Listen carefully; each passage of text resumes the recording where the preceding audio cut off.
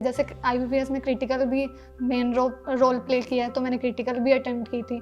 तो वही ये डिपेंड करता है, मैंने तीनों को अलग अलग, मतलब मेरे तीनों ही सही थे। क्रिटिकल मेरा उतना अच्छा नहीं था, बट वो दोनों पार्ट मेरे सही थे स्टार्टिंग से ही।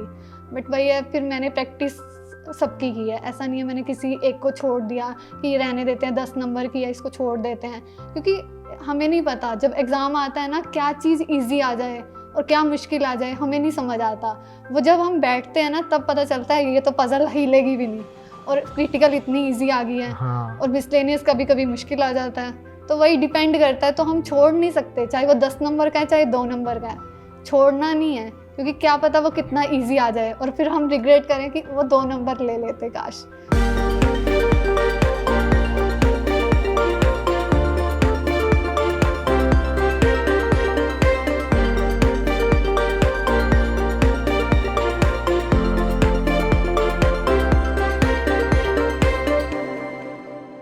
Hi everyone, welcome to another episode of Camel Tea with Toppers, an initiative by Unacademy। और SBI PO, IBPS PO सभी के बड़े एग्जाम्स जो बैंकिंग के हैं, रिजल्ट्स आ चुके हैं। और हमारे साथ आज के एपिसोड में हैं अमनदीप कौर। SBI PO और IBPS PO दोनों ही एग्जाम्स निकल कर आज हमारे साथ बैठी हैं। तो welcome Amandeep. First of all congratulations, SBI PO में सिलेक्शन हुआ है, IBPS PO में सिलेक्शन हुआ है। तो सिलेक्शन लगातार सबसे बैंकिंग के 2 बड़े एग्जाम्स में हुआ है। तैयारी कब से शुरू की थी, कब सोचा था कि ऐसा कुछ करने वाली हूँ मैं? सर 2021 में ही मैंने सोच लिया था कि जैसे मेरे ग्रेजुएशन कोरोना में गया है, तो फाइनल ईयर में मैंने सोचा था कि लाइफ में करना क्या है, क्योंकि अब एंजॉय तो कर लिया कॉलेज लाइफ जी। अब इन फ्यूचर जैसे सोचना है तो क्या करना चाहिए। तो जब मेरा लास्ट सेमेस्टर था तब मैंने सोचा कि मुझे बैंकिंग ही करना है। जैसे मेरा बैकग्राउंड भी कॉमर्स था, अच्छा। तो मुझे ये मेरे सूटेबल लगा, जैसे मेरा करियर इसी में ही बन सकता है। तो मैंने स्टार्ट किया, बट वही है कि हमारी अटेंडेंस, ऑनलाइन क्लासेस मैं कंटिन्यू नहीं कर पाई प्रॉपर। मेरे एग्ज़ाम्स वगैरह थे तो मैं इतना अच्छे से कंटिन्यू नहीं कर पाई, बट हाँ कि मैं सिलेबस को समझ चुकी थी कि मुझे कैसे करना है। देन फिर जब मेरे एग्ज़ाम्स ख़त्म हो गए, जुलाई अगस्त तक मेरा सब कॉलेज का ख़त्म हो गया। 2020 की बात कर रही हैं? 2021 में ही। ओके ठीक है, 21 में जी। तो फिर मैंने दोबारा अच्छे से अनअकैडमी से स्टार्ट किया। उसके बाद से जब मेरा कॉलेज ख़त्म हो गया, देन फिर मैंने अनअकैडमी से स्टार्ट किया था। तब मेरे को जैसे जैसे टीचर्स पता चलने लगे, तो सबसे पहले मुझे निमिषा मैम पता चली थी। अच्छा। इंग्लिश की, क्योंकि थोड़ा मुझे लग रहा था कि मेरे इंग्लिश में मार्क्स नहीं आ रहे। वैसे अच्छी थी मेरी इंग्लिश, ऐसा नहीं है बहुत बुरी थी, बट वो मार्क्स नहीं आ रहे थे, पता नहीं क्यों। तो फिर मुझे लगा कि मुझे चाहिए कुछ ऐसा मिलना चाहिए कि कैसे क्वेश्चंस आते हैं, कैसे होता है, ये जल्दी जल्दी करना, बेसिकली ये इम्पोर्टेंट था। हाँ जी। तो फिर अंकुर सर मिले, तो फिर उन्हीं से जर्नी मेरी अनअकैडमी की वहीं से स्टार्ट हुई थी जी। फिर मैंने प्री देने स्टार्ट किए, बैक टू बैक फेलियर, क्योंकि मैं स्टार्टिंग से टॉपर रही थी स्कूल कॉलेज ये सब, तो एकदम से फेलियर्स आए तो वो बहुत ज़्यादा डीमोटिवेशन हुआ उस टाइम। वही जर्नी जाननी है अपने को आज, एकदम स्टेप बाय स्टेप सारी जर्नी जानेंगे आपकी, कि कैसे आप पहले टॉपर जैसा आप बता रही हैं, उसके बाद इनिशियल फेलियर्स आए होंगे, तो पूरी स्ट्रेटेजी आपकी जो क्या रही, क्या मेंटल स्टेटस रहते थे अलग अलग, क्या अप्स एंड डाउन्स थे, सारी बातें आज होने वाली है। और जो हमारे व्यूअर्स हैं उनको बिल्कुल जानने को मिलने वाला है। तो एकदम शुरू से शुरू करते हैं कि जैसे मान लीजिए, जैसे आपने बताया कि आपने बस ग्रेजुएशन होते, कॉमर्स ग्रेजुएट हैं आप, एकदम आपकी जैसे प्रिपरेशन हो, जैसे कॉमर्स ग्रेजुएशन आपके एग्ज़ाम हो गए फाइनल, फिर आप जैसे बैंकिंग का सोच रही हैं, तो बैंकिंग ही दिमाग में क्यों आ रहा है? आपका आगे हो सकता है मास्टर्स हो, तो सबसे पहले तो बताइए फैमिली बैकग्राउंड क्या है आपके, मतलब ऐसा तुरंत जॉब की ज़रूरत थी आपको, या फैमिली से आपको इस तरह का बोला गया था बैंकिंग के लिए जाना है? सर फैमिली से कभी कोई प्रेशर था ही नहीं, स्टार्टिंग से ही स्टडीज़ के लिए मतलब कोई प्रेशर था ही नहीं। लाइक पापा फार्मर हैं और मम्मी होम मेकर हैं, तो स्टडीज़ का इतना कुछ क्रेज़ भी नहीं था ना वहाँ पे, मतलब कोई पढ़ते भी नहीं है। ठीक है, वहाँ पे पढ़ना इज़ लाइक ठीक है पढ़ लेंगे, बस पास होना है, वो वाली स्ट्रेटेजी थी। तो स्टार्टिंग से ही मतलब मेरा था कि मुझे कुछ करना है स्टडी की फील्ड में, क्योंकि पहले प्रॉब्लम आई थी कि मेरी स्कूलिंग से रिलेटेड, मतलब स्कूल में नहीं जाने दिया टाइप्स, गर्ल्स का थोड़ा रहता था। फिर जब स्कूलिंग में मुश्किल हुई जाने में, तो वो पता नहीं बचपन से ही माइंड में हो गया था कि स्टडीज़ को बहुत ज़्यादा मैंने सीरियस स्टार्टिंग से मतलब स्कूल में एडमिशन हो नहीं रहा था शुरू में? मतलब वही है ना, विलेज में ही पढ़ना, तो एकदम से टाउन में जाना, तो वो शिफ्ट आना वो थोड़ा वो हो गया था, मुश्किल हो गया था। गांव में अवेलेबल नहीं होगा आपका स्कूल? नहीं। ओके। तो फिर मुझे मतलब मेरी स्कूलिंग अच्छी नहीं चल रही थी, विलेजेस में इतनी अच्छी होती भी नहीं है, तो पेरेंट्स मम्मी जैसे स्पेशली चाहती थी कि टाउन में पढ़ें बच्चे, तो वहाँ से मेरा शायद स्टडीज़ के प्रति थोड़ा डाइवर्ट हो गया था, मुझे स्टडीज़ में ही कुछ करना है। फिर जब दिल्ली यूनिवर्सिटी से मेरी ग्रेजुएशन है, अच्छा। तो वहाँ पे भी कॉलेज जाते भी मुझे मतलब बहुत प्रॉब्लम फेस करनी पड़ी कि मेरी कॉलेज नहीं भेजना चाहते थे, मतलब फैमिली वाले, वैसे पेरेंट्स तो बहुत सपोर्टिव है, मतलब बचपन से ही हैं, तो उन्हीं की वजह से फिर कॉलेज का हुआ। तो देन कॉलेज में स्टार्टिंग में तो एंजॉय कर लिया, बट वही है कि जिन्होंने इतने सेक्रीफाइसेस किए हैं उनको इन रिटर्न कुछ देना है, और जल्दी देना था जी। तो जल्दी भी यही है, बैंकिंग ही है, तो थोड़ा मतलब मेरा बैंकिंग की तरफ, क्योंकि उसके सब्जेक्ट भी ऐसे थे कि मेरी उसके अकॉर्डिंग थे, मैं अच्छे से कर सकती थी, थोड़ा मेरा प्रैक्टिकल सब्जेक्ट हमेशा अच्छे रहे हैं। ओके। तो मेरा यही था कि मैं इसको कर सकती हूँ, जैसे मैंने सिलेबस देखा जी। स्टार्टिंग में, तो मुझे लगा कि हाँ ये मैं कर सकती हूँ, मेरे अकॉर्डिंग है ये। और SSC is basically history geography मुझसे नहीं होती, कॉमर्स वाले थोड़े प्रैक्टिकल होते हैं। ओके। तो वही है, फिर स्टार्टिंग में यही था, तो वही एकदम से जब मैंने फर्स्ट एसबीआई क्लर्क दिया था, मैं उसके लिए एलिजिबल नहीं थी, क्योंकि मेरे ग्रेजुएशन के जस्ट 1 मंथ बाद था वो, जब मेरे ग्रेजुएशन के एग्ज़ाम दिए ना। मतलब आपके पास आपका डिग्री नहीं होगा उस समय? जी जी जी। तो वो मैं एलिजिबल नहीं थी, बट मैंने मतलब मुझे ये था कि एग्ज़ाम तो मैं दूंगी, चाहे मेरी प्रिपरेशन है नहीं है, मॉक में मार्क्स आ रहे हैं नहीं आ रहे, तो मेरा ये था कि मुझे सीरियस अटेम्प्ट ही देने हैं जी। तो वही है कि नहीं हुआ तो पहला तो बहुत ज़्यादा मतलब वो हुआ कि नहीं हुआ, मतलब कभी ऐसा फेलियर मैंने देखा ही नहीं था। ये हम 2021 की ही बात कर रहे हैं जब आपने प्रिपरेशन शुरू की है, ठीक है? तो वहीं से ही मतलब फेलियर्स देखने की आदत कभी थी नहीं, बचपन से ही, मतलब जिस भी फील्ड में गई हूँ ना वहाँ पे लिया है मैंने, ट्रॉफी ली है या अच्छे मार्क्स गेन किए हैं, तो वही बचपन से टॉपर वाली फीलिंग चल रही थी, तो एकदम से आ गया डिमोटिवेशन। अब कंटिन्यू कैसे करूं, मोटिवेट तो खुद को करना है, बट फिर बोला कि अभी तो स्टार्टिंग ही है, चलते हैं थोड़ा आगे चलते हैं, बट वो बैक टू बैक फेलियर्स ही थे आगे, मतलब दिसंबर तक तो फेलियर ही चले, ठीक है। फिर फर्स्ट एग्ज़ाम निकला था IBPS PO का प्री 2021 में ही, तो फिर मेंस देखा, मेंस में भी चलो मार्क्स का तो ये 9 मार्क्स का गैप था उस टाइम ओवरऑल सिलेक्शन में। हाँ ओके।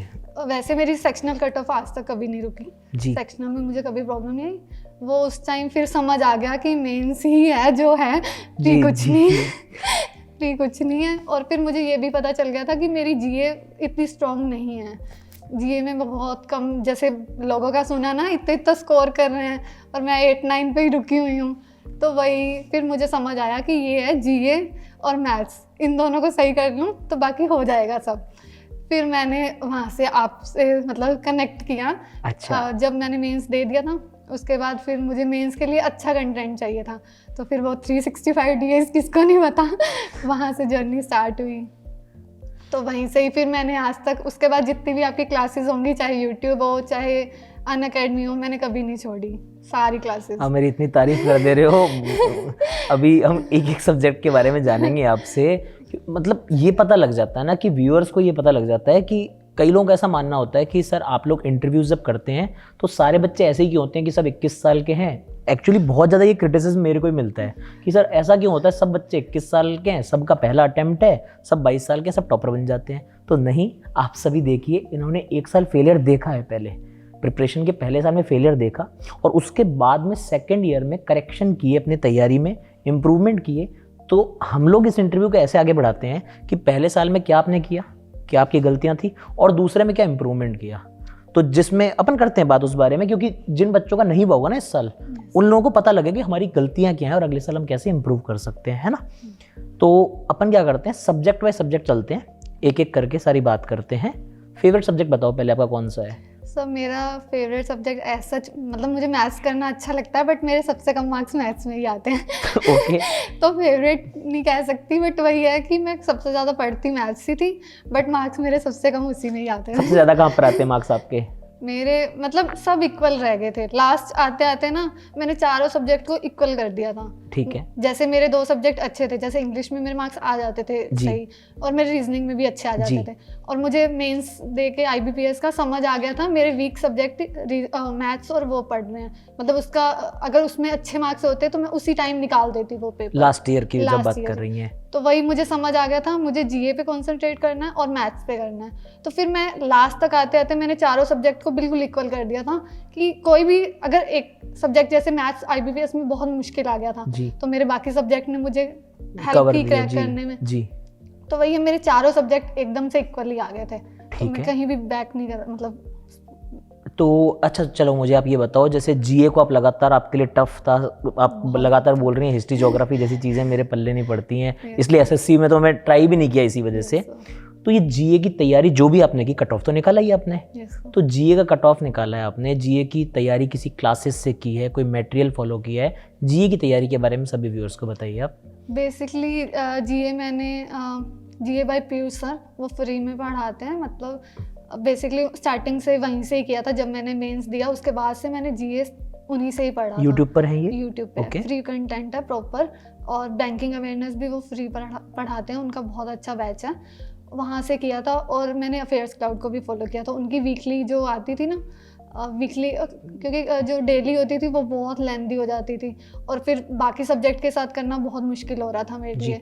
तो मैं डेली की उनकी वीडियोस देखती थी, और देन उनका एक इवनिंग में 200 सीरीज़ कुछ नाम का मतलब वो आता था, वो देखती थी। उसमें मुझे 6 मंथ का रिवाइज हो जाता था मेरा। और फिर अफेयर्स क्लाउड के मतलब वीकली मैं वो देख लेती थी, वीकली PDF मतलब मटेरियल आप जो बोल रही हैं। ठीक है। तो इससे फिर मेरा GA इतना अच्छा हो गया कि IBPS में सिलेक्शन सिर्फ GA की वजह से हुआ है। अच्छा, मतलब इतने अच्छे मार्क्स आपने मार्जिन लिया? 21 22 आ गए थे, तो मतलब कहाँ 5-6 नंबर से कहाँ। हाँ नहीं, इस बार के IPS पेपर को देखते हुए GA में 21 बहुत अच्छे खासे नंबर हैं, क्योंकि बच्चों के इतने नंबर नहीं आए थे। अच्छा, GA का आपने बताया, और GA के लिए कोई और इसके अलावा तो कोई मटेरियल का इस्तेमाल नहीं हुआ है? अच्छा, रीजनिंग के लिए कैसे किया? क्योंकि रीजनिंग सबसे टफेस्ट सब्जेक्ट जो मुझे लगता है कि पेपर की लेंथ के टर्म्स में 1 घंटे का है, 1 घंटे का पेपर दे रहा है IPS SBI दोनों, तो उसको कैसे आपने तैयार किया? 3-4 पोर्शन है उसमें, अलग अलग पजल्स का अलग है, input output, coding decoding, critical, तो सारे जो आपके पोर्शन है रीजनिंग के, वो कैसे कैसे तैयार किए? क्या प्रैक्टिस थी, क्या क्लासेस की हैं, थोड़ा बताइए उस बारे में। सब पजल्स के लिए तो अंकुश सर ही हैं जो भी हैं। पजल के लिए अंकुश सर, क्रिटिकल के लिए आप, और जो मिसलेनियस था ना वो मैंने किसी टीचर का मेनली नहीं फॉलो किया, मैंने खुद से प्रैक्टिस किया। ऑलिव बोर्ड से उनका मटेरियल बहुत अच्छा था उस टाइम, तो मैं उन्हीं से ही स्टार्टिंग से, मैं जब से IBPS PO mains last year दिया था तब से फिर मैंने ऑलिव बोर्ड उसी टाइम ले लिया था कि इसी से ही करना है, तो मैंने वो जर्नी कंटिन्यू की ऑलिव बोर्ड से। मतलब बेसिकली आप रीजनिंग को 3 पार्ट में डिवाइड करके पढ़ रही हैं, पजल के लिए अलग, क्रिटिकल अलग, और जो मिसलेनियस टॉपिक्स है उसको प्रैक्टिस मटेरियल से कर रही हैं आप। ठीक है। और रीजनिंग में जैसे तैयारी करते वक्त क्या होता है, कई लोगों को डर लगता है। मैं रीजनिंग में 2 चीज़ें पूछना चाहूँगा क्योंकि व्यूअर्स के काफ़ी डाउट आते हैं। एक तो पजल का डर, कई लोगों को लगता है पजल प्री में बन जाती है हमारी, मेंस में बिल्कुल नहीं बनती, या फिर कई बिगिनर्स को लगता है कि पजल बन जाती है मगर टाइम बहुत ले रही है। एक तो पजल का डर, दूसरा कई बच्चों की टेंडेंसी क्रिटिकल रीजनिंग एकदम छोड़ दो, तो क्योंकि उसको 10-12 नंबर की आती है, पूरा पूरा छोड़ देंगे। तो पजल और क्रिटिकल पर आपके क्या व्यूज़ हैं, किस तरह से आपने तैयार किया, या कोई एडवाइस जो आप व्यूअर्स को देना चाहती हैं? सर बेसिकली मेरा पजल्स स्टार्टिंग से ही अच्छा रहा है, तो मुझे उतनी प्रॉब्लम नहीं आई पजल्स वगैरह में, क्योंकि मैं 1 घंटे 2 घंटे आराम से लेके बैठी रहती थी जब तक वो मेरी बनती नहीं थी पजल्स। तो पजल्स का तो मुझे इतना नहीं रहा, बट ये है कि मैं SBI PO मेंस में नहीं बना पाई क्योंकि वो लेंथी बहुत थी। तो वही है, प्रैक्टिस तो हमें करनी पड़ेगी। एग्ज़ाम में बनाते हो नहीं बनाते वो डिपेंड करता है कि कई बार मिसलेनियस इतना इजी आ जाता है, जैसे इस बार भी आया था, तो मैंने मिसलेनियस पे ज़्यादा अपना टाइम फोकस कर दिया।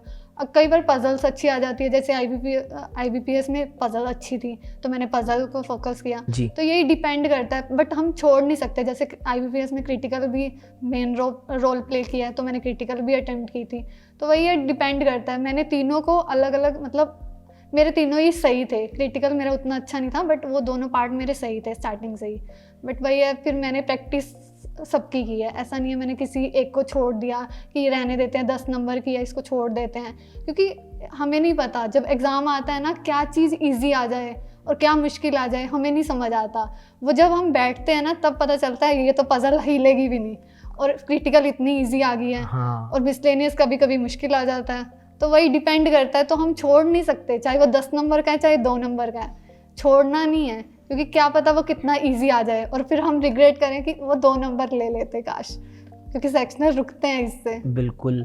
मैं जो लर्नर्स हैं हमारे, जो व्यूअर्स हैं हमारे, उनको यहाँ पर एक मैं खुद से एक एड ऑन कर रहा हूँ एक पॉइंट, क्योंकि बीइंग एजुकेटर मेरी रिस्पॉन्सिबिलिटी बनती है आप सभी को बताना कि जो अमनदीप कह रही है ना कि आप किसी सेक्शन को छोड़ नहीं सकते, क्योंकि ऐसा हो सकता है जो आपने छोड़ा वो ईजी पोर्शन आ जाए।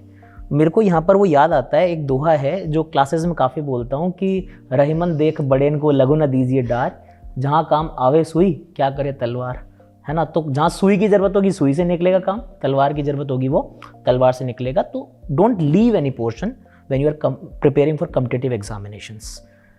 रीजनिंग की बात हो गई, अब आप कौन सा सब्जेक्ट बताना चाहोगे, खुद ही बता दो, आपके सारे सब्जेक्ट इक्वल हैं। इंग्लिश के बारे में बात कर लेते हैं, है ना।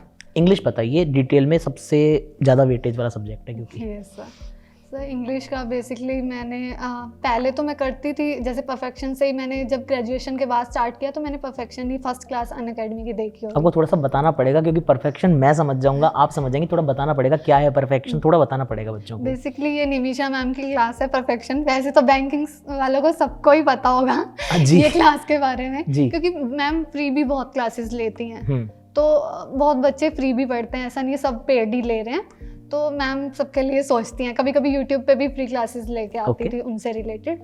तो वही है, मैं पहले मेरा ऐसा होता था कभी ले लिया कभी नहीं लिया, वो होता है ना कि डेली सुबह सुबह उठ के लेना। हाँ। तो फिर जब IBPS PO mains last year दिया तो उसके बाद से मेरा हो गया था कि ये 1 साल मेरा है, इस साल में कुछ भी ऐसा नहीं करना जो मतलब मेरी इन फ्यूचर ख़राब करे वो चीज़ें। तो मैंने वो सब किया जो मैं करना चाहती थी और मैं लास्ट ईयर नहीं कर पाई।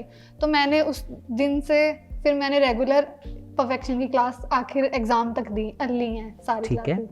एरर डिटेक्शन उतना नहीं लिया क्योंकि मेरा हमेशा से वीक था वो, तो वो इंस्टिंक्ट से करती थी कि हो गया जी, नहीं तो मैं छोड़ देती थी।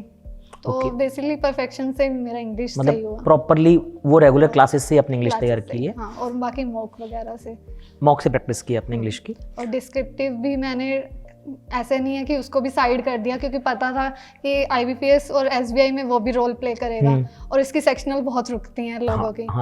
मेरी स्टार्टिंग से नहीं रुकी, मैं सेक्शनल कभी नहीं रुकी, बट फिर भी मुझे था कि इससे जितने मार्क्स मैं अच्छे गेन कर पाऊँ तो मेरी मेरिट बनेगी। तो फिर मैंने इसकी भी स्टार्टिंग से ही प्रैक्टिस रखी है। मैं गाइडली पे इसका फ्री मिलता था तो मैं उससे करती थी डिस्क्रिप्टिव का पार्ट, तो मैंने वो गाइडली से किया। उसकी प्रैक्टिस लिख के कर रही थी या टाइपिंग के साथ कर रही थी? टाइपिंग के साथ ही की आपने प्रैक्टिस? लिख के नहीं मैंने, क्योंकि मेरी जितने भी टॉपर्स से बात हुई है सब ने ये बोला टाइपिंग के साथ में, और आई नो एस्पिरेंट्स जो लिख लिख के प्रैक्टिस कर रहे हैं जबकि एग्जाम टाइपिंग का है। तो हमको प्रैक्टिस टाइपिंग से करना बेहतर है, और अच्छा लगा सारे टॉपर्स ने मेंशन किया इस चीज़ को। अच्छा, इंग्लिश में प्रैक्टिस सोर्सेज आपके क्या होते थे? क्योंकि ऐसा तो नहीं होता ना सिर्फ क्लासेस करके ही आप इंग्लिश कंप्लीट कर रही थी, प्रैक्टिस के सोर्सेज कुछ अगर बताना चाहें। वो मॉक्स ही रहते थे क्योंकि इतना टाइम नहीं होता, और मैं सारे सब्जेक्ट एक दिन में पढ़ती थी। मेरा ऐसा नहीं रहता था कि कोई सब्जेक्ट है मैं छोड़ दूँ, कल कर लूँगी या परसों कर लूँगी, मेरा कोई ऐसा नहीं होता था। मुझे चारों सब्जेक्ट एक दिन में करने होते थे तो करने होते थे उनका। फिर अपनी क्लासेस भी होती थी, फिर उसकी सेल्फ स्टडी भी होती थी, तो बहुत टाइम बचता ही नहीं था। तो मॉक से ही फिर मैं प्रैक्टिस मॉक से ही रखती थी, कोई प्रैक्टिस मटेरियल एक्स्ट्रा नहीं रखती थी। सब्जेक्ट आता है क्वांट में प्रिपरेशन कैसे शुरू की? जब आपने शुरुआत की थी उसके बाद क्या कमियां रही, कैसे किया? क्वांट की जर्नी बताइए, क्योंकि क्वांट सबसे टफेस्ट मानते हैं एस्पिरेंट्स के लिए। सबसे मुश्किल सब्जेक्ट जो बैंकिंग में रहता है वो क्वांट रहता है, सबको डर है इसका। थोड़ा क्वांट के बारे में बताओ, कैसे क्या किया आपने? जैसे मेरा मैथ्स 10th तक ही था, उसके बाद ग्रेजुएशन में बस 1 सेमेस्टर किया था। ठीक है। उसके बाद एकदम से जब क्वांट्स मेरे लिए कभी मुश्किल स्टार्टिंग से ही नहीं रहा। मतलब मुश्किल सिर्फ ये रहता था मैं कैलकुलेशन नहीं कर सकती थी। मतलब इतनी फास्ट कैलकुलेशन, हम कॉमर्स वाले 2+2 भी ना कैलकुलेटर से करते हैं। बिल्कुल नहीं, हम कॉमर्स वाले नहीं, हम इंजीनियर्स भी यही करते हैं एग्जाम्स के दिनों में। तो वही है, वो आदत इतनी पड़ चुकी थी कैलकुलेटर की कि उसको छोड़े कैसे अब जी। तो फिर वही है, पहले दिन से ही मैंने कहा कैलकुलेटर तो मैं देखूंगी नहीं। हाँ। तो वही है, धीरे धीरे टेबल्स याद किए, क्योंकि नहीं किए थे उस टाइम कम ही करते थे। फिर यार 30 तक तो करने पड़ेंगे अगर कैलकुलेशन बढ़ानी है, क्योंकि मेरी कैलकुलेशन बहुत बुरी थी, हद से ज़्यादा बुरी। नहीं तो टीचर क्लास में भी डांट रहा है 30 वाला तो तो वही है, आपने भी बोला कि 30 तक कर लो तो सही रहेगा। फिर स्क्वायर रूट सब जी। कर लिया था, कुछ छोड़ा नहीं था। जो जी। भी कोई बताता था ये करना है तो हाँ करना है, जी। ऐसा नहीं है कि मैं छोड़ दूँ कि नहीं होगा टाइप। बट वही है, कैलकुलेशन कभी सही हो ही नहीं पाई। जी। मेरे मार्क्स भी मैथ्स में इस वजह से नहीं मतलब बुरे आते थे कि मुझे आता नहीं है, बट मेरी कैलकुलेशन अच्छी नहीं थी, तो उस वजह से मेरा मैथ्स हमेशा बोल रहा है। ठीक तभी है। तो क्लैरिकल के प्री भी नहीं निकले, बिकॉज वो मैथ कभी उतनी मेरिट दे नहीं पाया, फास्ट नहीं हो पाई फास्ट आपकी। नहीं जी। हो पाई। बाकी मेरा अर्थमेटिक इतना स्ट्रॉन्ग कर लिया था कि मैं उससे जल्दी, जो हमारे सिंप्लीफिकेशन वगैरह होते हैं, उससे जल्दी मैं अर्थमेटिक कर लेती थी, क्योंकि मेरा अर्थमेटिक इतना स्ट्रॉन्ग हो चुका था। अर्थमेटिक सबको खौफ है, थोड़ा डिटेल में बतानी पड़ेंगी बातें, क्या क्या अर्थमेटिक का खौफ लगभग हमेशा ये सुनने को मिलता है, अर्थमेटिक नहीं कर पाते। बट वही है, मार्क्स नहीं आते थे, मार्क्स उतने उनके जितने ही आते होंगे जी। बट वही है कि लास्ट तक आते आते मतलब दिसंबर तक मेरा मैथ्स हो गया था सही, कि मैं SBI PO प्री में भी 27-28 अटेम्प्ट्स करके आई थी मैथ्स में, तो मेरा अच्छा मेरिट बन गया था उसकी वजह से। बट वही है कि मेरी कैलकुलेशन होने को 2 सेकंड में भी हो जाती थी, और कई बार इतनी छोटी सिली मिस्टेक कर देती थी कि वो सारी गलत हो जाती थी। तो वही है, मेरा मेन प्रॉब्लम कैलकुलेशन ही रहा था स्टार्टिंग से, उसको ठीक करना मेरी मतलब सबसे ज़्यादा प्रॉब्लम रही थी। तो कैलकुलेशन, अब मैथ्स में बहुत सारे सवाल आ रहे हैं मेरे दिमाग में, क्योंकि मैं मैथ्स का टीचर हूँ। मैथ्स में कैलकुलेशन वीक थी तो उसको स्ट्रॉन्ग कैसे किया? अर्थमेटिक आप बोल रहे हो मेरी बहुत स्ट्रॉन्ग है, तो वो कैसे हुई? तीसरा सेक्शन का नाम नहीं ले रहे हो, DI, वो कहाँ चला गया है? क्योंकि एग्जाम में सिर्फ DI आया है, मेंस में दोनों में, तो थोड़ा सा मैथ्स को बताना पड़ेगा आपको लर्नर्स के लिए। तो वही है, 0 to infinity से स्टार्ट किया था, वहाँ से अर्थमेटिक तो अच्छी हो ही गई थी, क्योंकि वहाँ से मतलब हम इजी टू इजी और मुश्किल टू मुश्किल सब क्वेश्चंस इंक्लूडेड थे, तो 1-2 बार रिवाइज कर लिया तो उससे हो गया था। बाकी मॉक वगैरह से ही मैं प्रैक्टिस हमेशा मैंने मॉक से रखी है, क्योंकि वो टाइमर के साथ अगर हम प्रैक्टिस करते हैं तो वो बेटर रहता है, इंस्टेड हम कुछ स्टडी मटेरियल ले रहे हैं। मेरे लिए थोड़ा सा मुश्किल हो रहा है यहाँ पे बोलना, जैसे परफेक्शन की बारी आई तो मैंने आपको बोला था परफेक्शन के बारे में थोड़ा बताइए। अब 0 to infinity के लिए मैं बोल नहीं पा रहा हूँ, क्योंकि वो मेरा ही बैच है, इसलिए मैं बोल भी नहीं पा रहा हूँ, मगर आपको थोड़ी सी चीज़ें आप साथ साथ बताती जाएँ किस तरह से क्या, क्योंकि जनरली क्या होता है ना, नाम हम लोगों के तो दिमाग में बस जाते हैं, लर्नर्स को नहीं पता लगता एग्जैक्टली क्या बात हो रही है। थोड़ा सा डिटेलिंग करें आप यहाँ पर। वही है, जब IBPS PO mains last year दिया था, उसके बाद से सर का एक बैच आया था 0 to infinity, वो बिल्कुल बेसिक से था और बिल्कुल एडवांस तक था, तो उससे मेरा अर्थमेटिक बिल्कुल क्लियर हो गया था। उसके बाद प्रैक्टिस मेरा सिर्फ ओलिव बोर्ड से या मतलब मॉक से ही चला है, क्योंकि मुझे टाइमर के साथ करना था। क्योंकि मेरे को क्वेश्चन कोई भी दे दो मैं बना दूंगी, बट वही है, टाइमर के साथ नहीं बना पाती थी। तो मेरा जो वीकनेस थी मैंने उसको पहचाना और फिर मैंने उसको धीरे धीरे सॉल्व करना शुरू किया। तो मेरा अर्थमेटिक ऐसा हो गया था कि मैं सिंप्लीफिकेशन पे जाने के बजाय मैं अर्थमेटिक पे जाने लग गई थी। तो मेरा इतना हो गया, तो फिर सबने बोला नहीं ऐसे तो मार्क्स बिल्कुल भी नहीं आएंगे। फिर धीरे धीरे थोड़ी थोड़ी चीज़ें सही की, तो दोनों को बैलेंस लेके चलने लगी कि ऐसा नहीं है पूरा सिंप्लीफिकेशन ही करनी हो या पूरा अर्थमेटिक ही करनी हो, तो जो इजी लग रहा है फटाफट पिक करके करने लगी थी। तो हाँ, फिर पेपर निकलने लग गया। अभी भी एक सेक्शन बच जाता है डेटा इंटरप्रिटेशन, जिसका बहुत लोगों को खौफ रहता है, DI, और मान के चल रहा हूँ कॉमर्स से तो DI की ज़्यादा आदत नहीं रही होगी पहले, DI को कैसे हैंडल किया? तो वही है, DI से मतलब 365 DI से मुझे पैटर्न सारे समझ आते थे कि अगर कोई क्वेश्चन आ रहा है तो कैसे करना है। 360 DI आपको बताना पड़ेगा यहाँ पर सबको, क्योंकि अपन ये टर्म्स हमारे लिए बहुत फैमिलियर चीज़ें हैं, तो थोड़ा सा हमको बताना पड़ेगा ताकि ठीक है वो चूज़ करें या ना करें, व्यूअर उसकी चॉइस रहती है, मगर हमको एटलीस्ट हमको थोड़ा सा बताना पड़ेगा यहाँ पर। बेसिकली 365 DIs का यूट्यूब पे बिल्कुल फ्री बैच है, उसमें बेसिक टू एडवांस सारी DIs हैं। मतलब हम सारी DIs उसमें देख सकते हैं, जितनी भी पुरानी एग्ज़ाम्स वगैरह में आई हैं तो सारी DIs उसमें प्रेजेंट हैं। तो इससे हमें ये होता है कि हम थोड़े फैमिलियर होने लग जाते हैं DI से, कि एटलीस्ट हमें ये पता होता है DI सॉल्व कैसे करनी है, स्टार्ट कैसे करनी है। क्योंकि पहले क्या होता था, मॉक देखते थे हमें स्टार्ट ही नहीं समझ आता था कि स्टार्ट कहाँ से करें, सॉल्व तो बाद में करेंगे, पहले समझ आए कि करना क्या है, इस DI को कैसे हैंडल करना है, डेटा को कैसे प्रोसीड करें आगे। हाँ, वही कैंडल स्टिक DI आ गई तो वो तो देखते ही रह जाते थे ये क्या है। तो वही है 365 DI, मेरे को ऐसा हो गया था कि दिन रात वही करती थी कि मुझे DIs में वो बहुत प्रॉब्लम होने लगी थी स्टार्टिंग में। जब IBPS PO mains last year दिया तो मुझे DI समझ ही नहीं आती थी कैसे सॉल्व करूँ। तो वही है, उसके बाद फिर 365 डेज जल्दी जल्दी ख़त्म की। उसके बाद आपके बैचेस आने, मतलब मेंस कभी ख़त्म ही नहीं हुआ था आपकी क्लासेस में। तो वही है, बस उसी के साथ कंटिन्यू करती गई। तो बाकी मॉक प्रैक्टिस वही है। अच्छा, तो IUPAS PU का तो जैसा आप बता रहे हो पेपर आपका ठीक ठाक से गया, मैथ्स का ज़्यादा। हाँ। SBI आपने ठीक किया पेपर मैथ्स का बता SBI रही में थी। बहुत अच्छा हुआ है, चाहे मैंने उसमें DI नहीं उसमें भी की, क्योंकि टाइम नहीं बचा। कर लेती क्योंकि मुझे लग रहा था मैं कर सकती हूँ, बट उसमें वो जो पार्ट था अलजेब्रा वाला, उसने मुझे बहुत अच्छे नंबर दिए हैं। उसकी वजह से आई थिंक शायद मेरा निकला होगा, बिकॉज उसमें मैंने जितने भी अलजेब्रा बेस्ड क्वेश्चन थे, एक तो बहुत ज़्यादा आए हुए थे उसमें, ऐसा लग रहा था पेपर भाई हमारे मतलब का है। 9-10 क्वेश्चन आउट ऑफ 30 थे आई गेस। और मैं 14-15 कर चुकी थी उसमें, मतलब Okay. क्वेश्चंस। तो वही है, सब बोल रहे थे मैथ बहुत टफ आया, मैं बोल रही थी सही तो था। IBPS PO मेन से तो सही था। हाँ, वही तो, क्योंकि इसमें हो रहा था ना कि अलजेब्रा आता है तो वो हम कर रहे थे, और वो जल्दी जल्दी बन भी रहा था, जी। क्योंकि प्रैक्टिस इतनी कर चुके थे हम जी। क्लासेस में, जी। क्योंकि डेली का था अलजेब्रा को करना ही करना है। तो इतनी प्रॉब्लम नहीं हुई फिर मुझे एग्ज़ाम में, और मेरा होने लग गया। तो वही है। मेंस के सारे सब्जेक्ट आपने निकाल दिए, मेंस के बढ़िया स्कोर्स आ गए, आपका सब कुछ बढ़िया हो गया। अब बारी किसकी आई? इंटरव्यू की। IUPAS PO में भी आई बारी, SBI PO में भी आई, और उधर आपको GA पसंद नहीं है ज़्यादा, आपको वहाँ पर दिक्कत आ रही थी। तो धीरे धीरे GA पसंद आने लग गया था। हाँ, वो इंटरव्यू की बारी आएगी तो पसंद करना पड़ेगा। इंटरव्यू की प्रिपरेशन कैसे की, अब बताइए, क्या पढ़ाई की, कोई क्लासेस की, कुछ प्रैक्टिस की? हाँ, जैसे ही मेरा जैसे IBPS का रिजल्ट आया, नेक्स्ट डे दिल्ली इंटरव्यू की प्रिपरेशन करनी है, क्योंकि वही लास्ट चांस था, क्योंकि क्लरिकल कोई निकला नहीं था।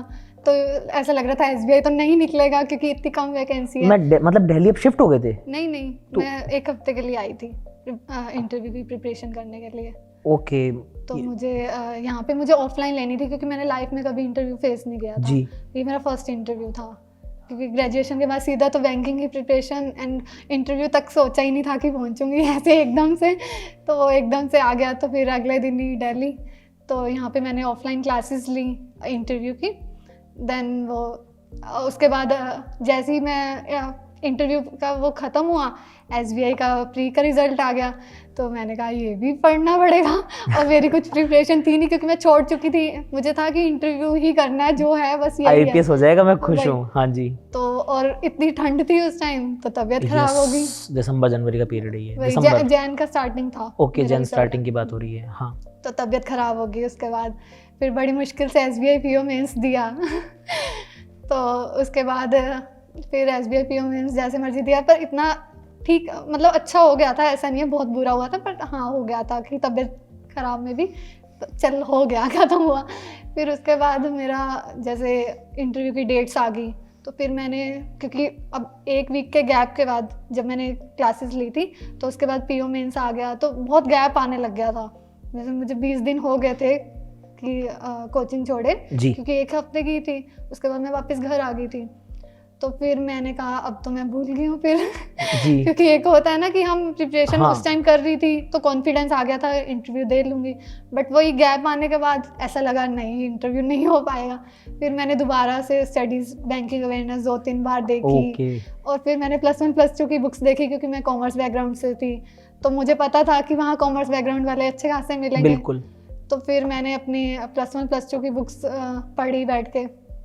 वही हेल्प किया, क्योंकि मेरा सारा इंटरव्यू ही कॉमर्स में गया था।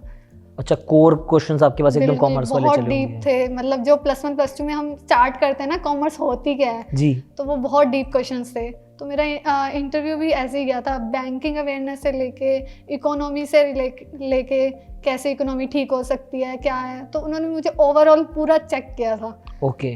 तो मेरा इंटरव्यू ओवरऑल अच्छा गया था, और उन्होंने अच्छे मार्क्स भी दिए। तो हंदीप, मतलब अभी लगभग हम मान के चल सकते हैं, जैसे आप बता रही हैं कोविड के बाद से आप बिल्कुल तैयारी कर रही हैं, करीबन 1.5 से 2 साल के बीच का आपका टाइम लगा है आपको सिलेक्शन में।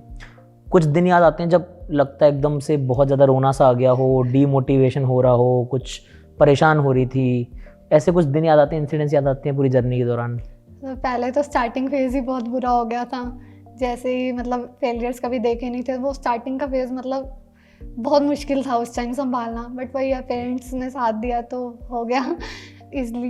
वही है, फैमिली सपोर्ट करे तो हो जाता है, कि कोई बात नहीं, स्टार्टिंग है, धीरे धीरे हो जाएगा, जब सब सेटल होने लग जाएं आसपास फ्रेंड्स वगैरह, चाहे वो प्राइवेट फील्ड में ही, बट वो एटलीस्ट लगता है ना कि वो सेटल हो रहे हैं धीरे धीरे, और हमारा होगा नहीं होगा हमें नहीं पता। हम मेहनत करते सब हैं पर निकलते कुछ चंद बच्चे ही हैं।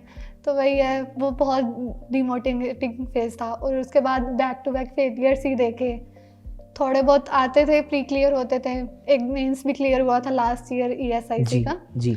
तो हाँ, उसके बाद से होने लग गया था कि हाँ अब शायद हो जाएंगे, बट फिर वही फेलियर्स का दोबारा स्टार्ट हो गया था, क्योंकि मेरा क्लरिकल भी मतलब मुश्किल से 1 नंबर से रह गया, 2 नंबर से रह गया। तो वो फील होता था ना कि लाइक इतनी मेहनत कर चुके हैं, अब प्री भी नहीं निकलेंगे तो फिर मेंस का क्या सोचूं मैं। और मैं पढ़ती सबसे ज़्यादा मेंस थी। हाँ जी। तो वही है कि मुझे मेंस तक आने का मौका तो मिले एटलीस्ट, तभी मैं दिखा पाऊंगी मैंने क्या पढ़ा है। तो वही है, फिर उस फेज से धीरे धीरे निकल ही रही थी। तो मेरा SBI क्लर्क बहुत अच्छा गया था, बट वही है वो भी 2-3 नंबर से रह गया। तो वो सबसे बुरा फेज वही था, क्योंकि मैंने मेंस के लिए ना बहुत ज़्यादा ही पढ़ लिया था, रोज मॉक लगाने SBI क्लर्क के रोज, क्योंकि होता है ना PO मेंस थोड़ा मुश्किल लगता है कि वो शायद क्लियर होगा नहीं होगा, क्योंकि अच्छा किसी का भी नहीं हुआ था उस टाइम। तो सभी वो डाउट में थे कि होगा नहीं होगा क्लियर। तो मुझे था कि SBI क्लर्क तो एटलीस्ट एक जॉब तो हाथ में हो, बट वही है उसका भी फिर वही फेलियर फेस किया। You were meant for bigger things. तो वही है, फिर उस टाइम सबसे ज़्यादा बुरा लगा था। तब मैंने कहा करियर स्विच करना चाहिए, क्योंकि क्लरिकल ही नहीं निकल रहे। अच्छा, ये भी दिमाग में है। तो फिर PO मेंस कहाँ से निकलेंगे, तो IBPS PO मेंस ही दे रखा था उस टाइम। तभी क्लरिकल और PO मेंस साथ साथ ही आया था, 1-2 दिन का गैप था। तो वही है, फिर वो एकदम से खुशी मिल गई, PO मेंस का हो गया क्लियर, वो फर्स्ट PO मेंस क्लियर हुआ था। तो वही है, उसके बाद से फिर नहीं सोचा, फिर बैंकिंग ही है, क्योंकि PO मेंस क्लियर कर रहे हैं तो कुछ तो है। बिल्कुल। फिर ऐसे छोड़ना तो गलत है ना।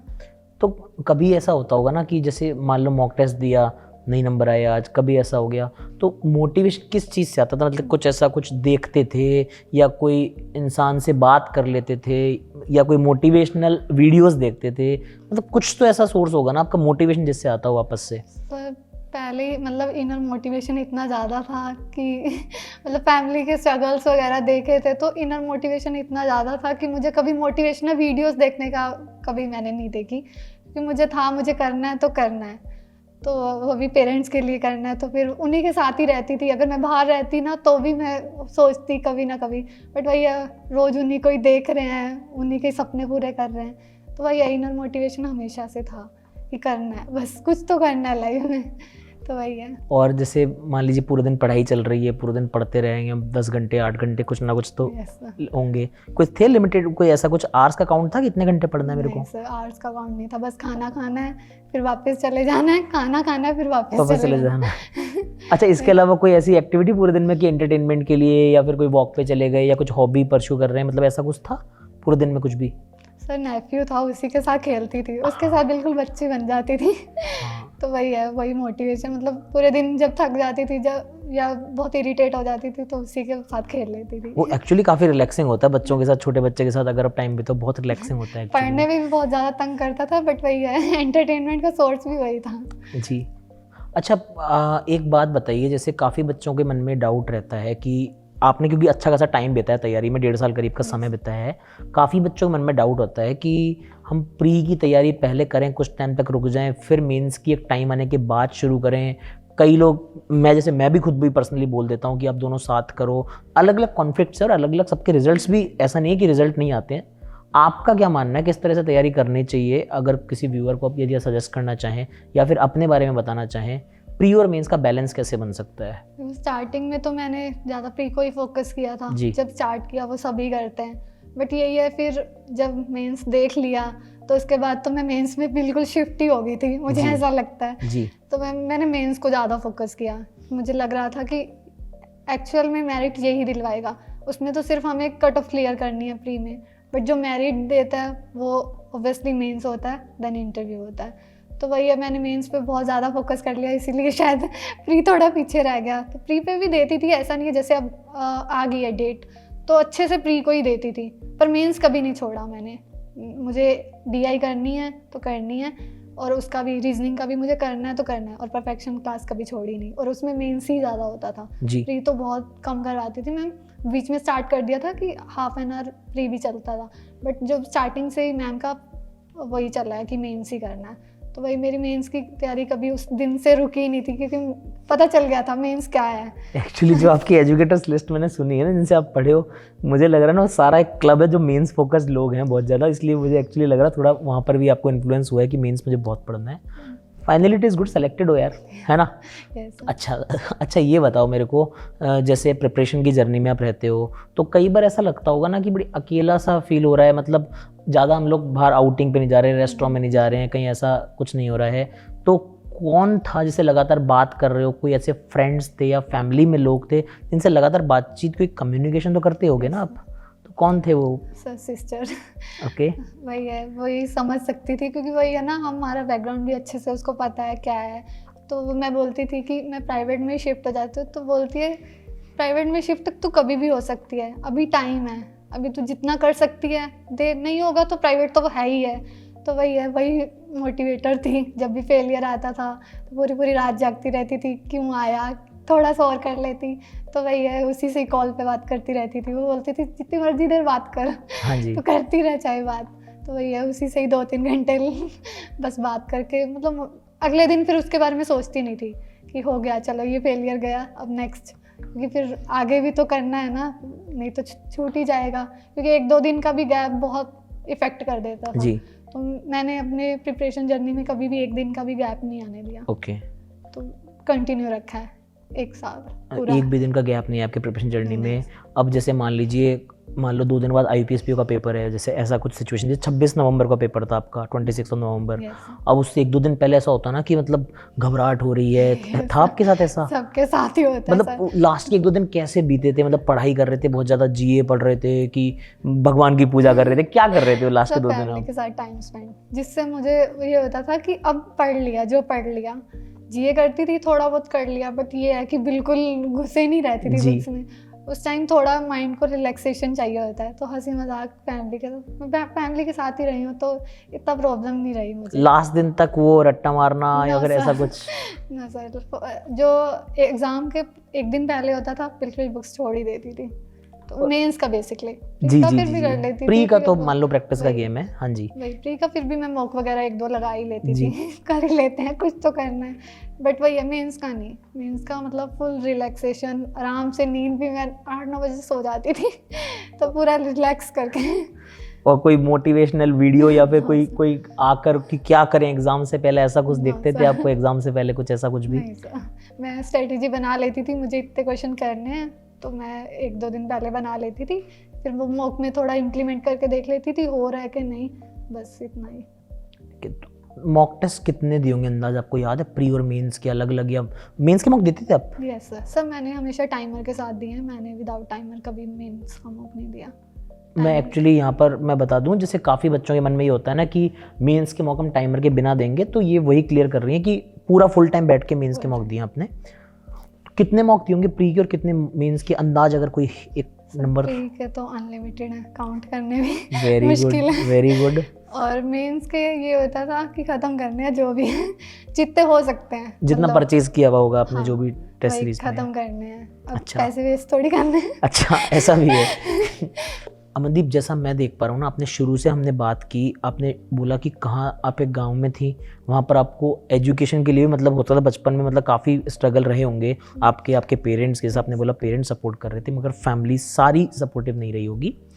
स्कूल जाने में प्रॉब्लम्स आई, उसके बाद आपके पेरेंट्स आपको मतलब DU तक पहुँचा देते हैं, आप DU पहुँचती हैं, उसके बाद दिल्ली यूनिवर्सिटी से पढ़ना, फिर उसके बाद में तैयारी करना, और फिर मैं बहुत ज़्यादा शॉक था कि एकदम 7 दिन के लिए इंटरव्यू प्रिपरेशन, क्योंकि UPSC में मानता हूँ इंटरव्यू को बहुत बच्चे सीरियसली लेते हैं, बैंकिंग में 7 दिन के लिए शहर छोड़ के आ जाना अपना इंटरव्यू के लिए बड़ी बात थी।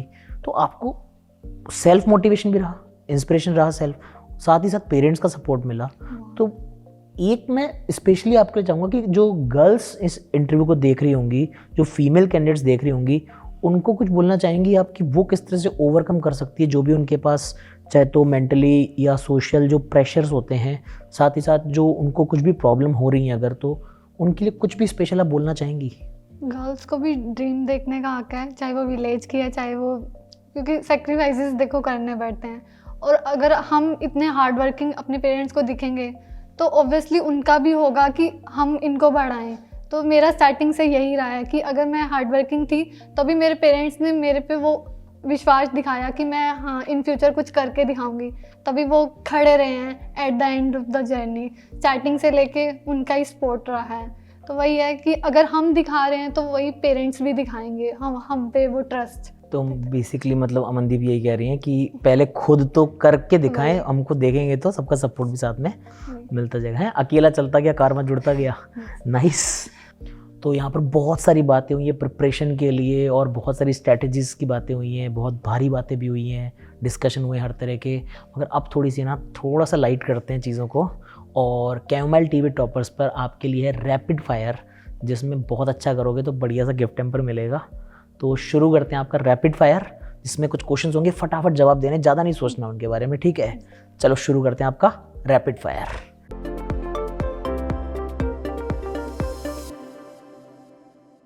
ओके, फर्स्ट क्वेश्चन स्टार्ट करते हैं। अगर मान लो आपको आपका नाम चेंज करने का मौका मिल जाए तो नया नाम क्या रखोगे आप?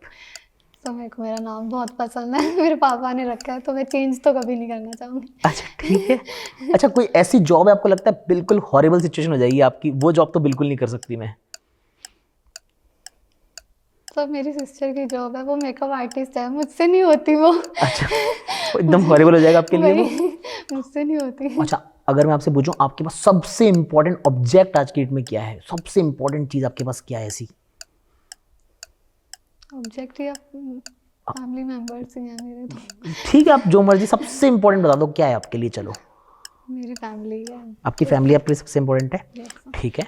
अच्छा, कोई लास्ट 1 साल में कोई आपने कोई अच्छी मूवी देखी हो प्रिपरेशन के दौरान, या कोई बुक पढ़ी हो जो आपको लगा बहुत अच्छी है, बहुत शानदार है, कुछ बताना चाहोगे? ये निमिषा मैम की सक्सेस नो इल्यूजन। अच्छा, वो बुक आपने पढ़ी है? उन्होंने गिफ्ट की थी मुझे। अच्छा। क्रिसमस गिफ्ट पे मुझे गिफ्ट की थी, तो वही है। अच्छा, अगले 10 साल में खुद को कहाँ देखते हो? 10 साल बाद कहाँ हो गए आप? क्या कर रहे होगे 10 साल बाद? बस जितनी अच्छी पोस्ट पे जा सकती हूँ प्रमोशंस ले लेके उतनी अच्छी पोस्ट पे एसबीआई में जाना चाहूँगी। जब स्मार्टफोन चलाते हैं ना तो ऐप्स यूज़ करते हैं, ऐसी कोई ऐप है जो बिल्कुल बहुत ज़्यादा हेट है उस ऐप से मगर यूज़ फिर भी करनी है, करते हैं हम यूज़? तो ऐसी तो कोई ऐप नहीं है अभी तो। सबसे प्यार है जितनी फ़ोन में ऐप है? अच्छा ठीक बहुत है। कम ही है। अच्छा, कम ऐप है मगर सबसे प्यार है। अच्छा ठीक है। अच्छा, मान लो आपको पैसों की ज़रूरत नहीं है, आप काम के पैसे नहीं मिल रहे हैं आपको, नहीं उसके लिए पैसे नहीं ले रहे हो आप, फिर भी कोई काम करना है, तो वो वर्क या ऑक्यूपेशन क्या हो सकता है? टीचिंग। टीचिंग विदाउट मनी करोगे आप? नाइस, अनअकैडमी की तरफ से। तो मैंने ट्यूशन्स भी दी हैं ना, Okay. तो प्रिपरेशन फेज में जब मैंने पीओ मीन्स फर्स्ट टाइम दिया था तब मैं ट्यूशन्स दे रही थी कॉमर्स की। अच्छा, उसके बाद मैंने फिर 1 साल अपने आप को दिया था, तो मैंने ट्यूशन छोड़ दी थी। ओके। कोई ऐसा फेवरेट फूड है जिसको कभी गिव अप नहीं कर सकती आप? मोमोज। मोमोज, ओके। अच्छा, अगर कोई लैंग्वेज आपको सीखने का मौका मिले तो कौन सी लैंग्वेज सीखना चाहोगे? तो मेरी इंग्लिश ही थोड़ी वीक है, स्पीकिंग स्किल्स में वीक है, लिखने में बहुत अच्छी हूँ, बट वही है स्पीकिंग स्किल्स उतनी अच्छी नहीं है, तो वही। ओके। कोई ऐसी स्टूपिडेस्ट थिंग जो की आपने, मतलब क्या ही स्टूपिड, इससे स्टूपिड कोई क्या ही करेगा, ऐसी कोई चीज़ की हो? तो ये बच्चों के साथ खेलना, मतलब छोटी से छोटा गेम भी मैं खेल लेती हूँ। अच्छा। तो वो बच्चे ही समझते हैं आज तक मुझे वो। अच्छा, कोई ऐसा काम किया हो जो आगे अब कभी नहीं करना, मगर एक बार तो करके देखा था मगर अब कभी नहीं करूँ मैं ऐसा कुछ काम, ऐसी कोई activity? I don't think so मैंने ऐसी कोई एक्टिविटी की। ठीक है। कोई ऐसी मूवी लगती है कि यार सबने देखी होगी मूवी, मैंने देखी ही नहीं आज तक वो, कि ये सर मूवी ऑलमोस्ट सारी मूवीज ऐसी होती हैं, फ्रेंड सर्कल बात करते हैं और मैं बोलती हूँ नहीं देखी मैंने। अच्छा। अच्छा, अगर आपको बोला जाए कि आप होम टाउन में रहो हमेशा, जहाँ भी आपका विलेज है या होम टाउन है जो आपका है वहाँ रहोगे हमेशा, या फिर स्विच करना चाहोगे, कहीं और जाना का मन है? सो होम ही। होम रहोगे? होम सिकनेस है पिंड थोड़ी। है? पिंड। पिंड रहेगा आपका, ठीक है ठीक है। अच्छा, इसके अलावा अगर मैं आपसे पूछूं कि मान लीजिए कि लोगों को लगता है कि यार सबसे इजी काम इसमें क्या ही है, और आपको लगता है टफ, मतलब कोई भी कर देगा उसको मगर मुझसे नहीं होता, ऐसा कुछ काम है? पब्लिक स्पीकिंग, मतलब बहुत लोगों के सामने बोलना, लाइक थोड़ा सा वो लगता है, कभी किया नहीं है बेसिकली। अच्छा, मगर मैं आपको बताना चाहूँगा आपका आंसर गलत है ये वाला, और क्योंकि आप बहुत अच्छी स्पीकिंग कर रहे हो और बहुत बढ़िया से इंटरव्यू चल रहा है हमारा ये। अच्छा ठीक है, आपकी ड्रीम जॉब क्या है? तो फिलहाल तो यही था कि पेरेंट्स को इन रिटर्न कुछ अच्छा देना है जो उन्होंने सेक्रीफाइसेस किए हैं, तो वही है जो भी है। अगर मैं मान लूँ, अगर बोलूँ आपको कि पूरा वर्ल्ड आपको देख रहा है, पूरे वर्ल्ड में सब लोग आपको अटेंशन देने वाले हैं अगले 30 सेकंड्स के लिए, पूरा वर्ल्ड आपको अटेंशन देने वाला है, तो क्या बोलना चाहोगे वर्ल्ड को? 30 सेकंड आपके हैं पूरे। हम दूसरों से झूठ बोल सकते हैं कि हम एक पूरा दिन रूम में बंद हैं, हम पढ़ रहे हैं या क्या कर रहे हैं, इंजॉयमेंट कर रहे हैं, बट वही है एट द एंड हम अपने आप से कैसे नज़र मिलाएंगे कि हमने पूरा दिन वेस्ट किया है या उसको अच्छे से यूटिलाइज़ किया है। तो हमें पहले खुद से ऑनेस्ट रहना सीखना पड़ेगा, क्योंकि हम दूसरों से झूठ बोल सकते हैं बट खुद को जब हम देखेंगे, खुद से बात करेंगे तो हमें समझ आ जाएगा हमने पूरे दिन क्या किया है। अमनदीप, बड़ा ही शानदार रैपिड फायर रहा और कुछ आंसर्स तो बहुत ही खतरनाक थे कि आप कोई मूवी नहीं देखती हैं और सारी मूवी ऐसी हैं जो आपको लगता है कि मैंने नहीं देखी होगी। तो हाँ, रैपिड फायर के लिए CTWT की तरफ से आपको मिलता है बहुत शानदार सा गिफ्ट हैम्पर। ही आप ही का, रख लो आप इसको, रख लो आपका ये।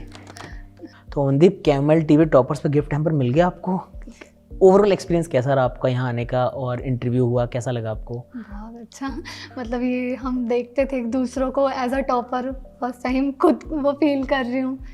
अनअकैडमी ने ये दिया मौका, थैंक यू सर। अच्छा, और अगर मान लीजिए आज कोई आपको देख रहा है, वो यहाँ पर सब लोग आपको पता है टॉपर्स आते हैं, आप भी जिसे देखते थे पहले, तो आपको भी आज कोई ना कोई देख ही रहा है। बहुत सारे बच्चे देख रहे होंगे जो आगे बैंक एग्ज़ाम्स दे रहे होंगे या फिर कोई और एग्ज़ाम्स दे रहे होंगे, और वो देख रहे हैं कि एक टॉपर यहाँ चैनल पे है, हमारे से बात कर रहे हैं। तो कुछ उनको बात ऐसी बताना चाहोगे ताकि उनका भी सिलेक्शन बहुत जल्दी हो, आसानी से, और एक दिन वो भी यहाँ पर आ पाएँ?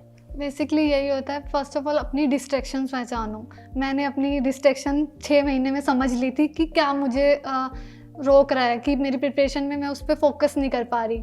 तो सबसे पहले मेरी डिस्ट्रैक्शन सोशल मीडिया थी, तो मैंने सबसे पहले उसी को ही दूर किया, देन अपना फोकस किया। तो वही है, अपनी डिस्ट्रैक्शन पहचानो, क्योंकि कईयों की नहीं होती सोशल मीडिया और वो चलाते हैं तो वो कर लेते हैं, बट मेरी थी। तो ऐसी सबकी अलग अलग होती हैं डिस्ट्रैक्शन, और वही है प्री मेंस को साथ में लेके चलो, कुछ भी छोड़ा नहीं जा सकता। और कुछ टॉपिक्स भी होते हैं उनको भी मत छोड़ो, क्योंकि सब टॉपिक्स की आज उतना ही कंपटीशन इतना बढ़ गया है कि सारे टॉपिक्स उतने ही इम्पोर्टेंट हैं।